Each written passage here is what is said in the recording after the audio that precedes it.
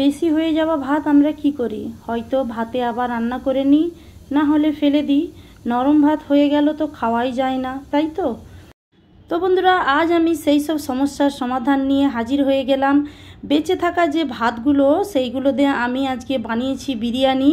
কখনো বানিয়েছেন নাকি আমি বলতে পারবো না, তো আমি প্রথমবার বানিয়েছি বন্ধুরা। এই বিরিয়ানিতে আমি কিভাবে চিকেন রেডি করেছি, চিকেনের মশলা রেডি করেছি, বাড়িতে থাকা উপকরণ দিয়েই আমি এই বিরিয়ানিটি বানিয়েছি। তাহলে চলুন বন্ধুরা দেখে নিই। তো আসসালামু আলাইকুম বন্ধুরা, আমি নীলুফা, আরিয়ান মমস কিচেনে আপনাদের সবাইকে স্বাগত।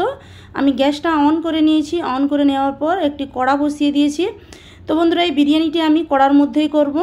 তো পরিমাণ মতো তেল দিয়ে দিয়েছি। তেল দিয়ে এখানে দুটো পেঁয়াজ কুচি আমি এইভাবে কুচিয়ে রেডি করে নিয়ে তেলের মধ্যে দিয়ে দিলাম। হালকা গরম হয়ে যাবার পর, কড়াটা গরম হবার পর বন্ধুরা তেলটা দিবেন, আর তেলটা গরম হয়ে যাবার পর পেঁয়াজটা দিবেন। পেঁয়াজটা হালকা এইভাবে ভাজা হয়ে যাবার পরে আমি এখানে একটি টমেটোকে মিক্সার গ্রাইন্ডারে দিয়ে বেটে নিয়েছি। সেই টমেটো বাটাটাকেও আমি এই পেঁয়াজের মধ্যে দিয়ে দেব। দিয়ে খুব ভালোভাবে এটাকেও একটু ফুটিয়ে নেব। তারপরে আমি এই মশলার মধ্যে দিয়ে দিচ্ছি আদা রসুন বাটা। 2 চামচ আদা রসুন বাটা দিয়েছি বন্ধুরা। আদা রসুন বাটা দিয়ে এগুলোকেও আবার ভালো করে মিক্স করে নেব। আদা রসুন বাটা দেওয়ার পর বন্ধুরা সঙ্গে সঙ্গে লবণ দিয়ে দিবেন, না হলে তরকারিটা তেতো ভাব লাগবে। লবণ দেওয়ার পর কিছুক্ষণ আমি এই মশলাটিকে কষে নেব। কষে নেওয়ার পর যতক্ষণ না তেল বেরোয় এইভাবে, ততক্ষণ পর্যন্ত এটাকে কষে নেবেন। তারপরে আমি এখানে গুঁড়ো মশলা দিয়ে দিচ্ছি। এখানে 1/2 চামচ হলুদ গুঁড়ো, 1 চামচ লঙ্কার গুঁড়ো, 1 চামচ ধনিয়া গুঁড়ো আর 1 চামচ গরম মশলা গুঁড়ো। 1 চামচ দিনে বন্ধুরা 1/2 চামচ দিয়েছি। আর আমি বাড়িতে বানিয়ে রেখেছিলাম বিরিয়ানির মশলা, সেটা 1 চামচ দিয়ে দিয়েছি। সবগুলো মশলা একসঙ্গে দিয়ে এইভাবে মশলাটিকে রেডি করবেন। যতক্ষণ না মশলা থেকে তেল বেরিয়ে আসে ততক্ষণ পর্যন্ত মশলাটিকে কষতে হবে। তারপরে আমি এখানে চিকেন দিয়ে দিলাম। এখানে 600 গ্রাম চিকেন আছে। চিকেনটাকে ভালোভাবে মশলার সঙ্গে মিশিয়ে নেব। মিশিয়ে নিয়ে কিছুক্ষণ ঢাকা দিয়ে খুব ভালোভাবে এটাকে কষে নিতে হবে। তো আমি এখানে ঢাকা দিয়ে 5 থেকে 6 মিনিট মিডিয়াম আঁচে রান্না করে নিয়েছি। তারপর আবার একটু ভালোভাবে কষে নেব চিকেনটাকে। যতক্ষণ না বন্ধুরা চিকেনটা খুব ভালোভাবে রান্না করা হয় ততক্ষণ পর্যন্ত এটাকে কষে নিতে হবে। আবার সেই মিক্সিতে আমি একটু জল নিয়ে, এতে আমি একটু করে জল দিয়ে চিকেনটাকে আরও ভালোভাবে কষে নেব। একটু একটু করে জল দিয়ে এটাকে রান্না করব বন্ধুরা। আবার ঢাকা দিয়ে আরও কিছুক্ষণ আমি রান্না করে নেব। যতক্ষণ না সেদ্ধ হয় ততক্ষণ পর্যন্ত রান্না করতে হবে। তো আমি এখানে বন্ধুরা চিকেনটা কিছুক্ষণ কষে নেওয়ার পরে সেদ্ধ হতে সময় লাগছিল, তার জন্য আমি এখানে ভিনিগার ইউজ করছি।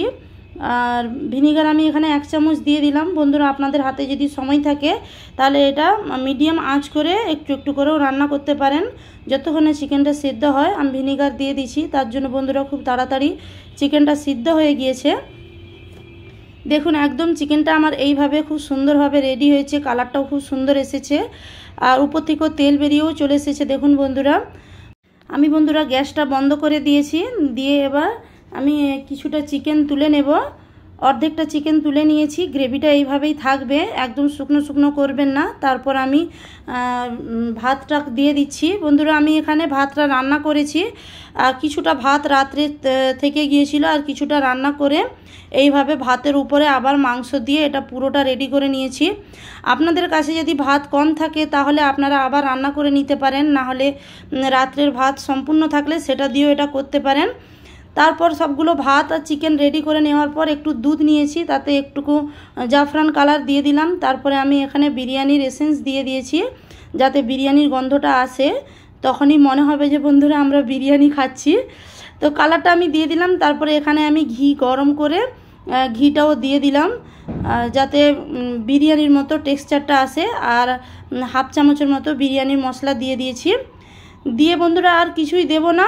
এর উপরে আমি এবার ঢাকা দিয়ে একটা জায়গার মধ্যে জল নিয়ে এইভাবে ভারী একটা জিনিস দিতে হবে, তাই আমি এইভাবে রেডি করে রেখেছি।